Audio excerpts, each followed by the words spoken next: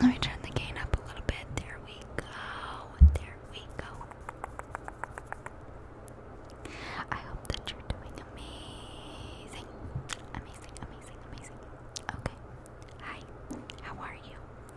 So today's video,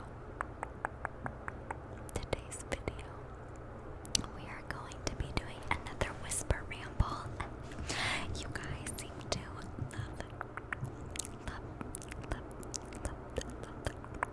love my whisper rambles, and they're so fun to make. I love doing a good whisper ramble.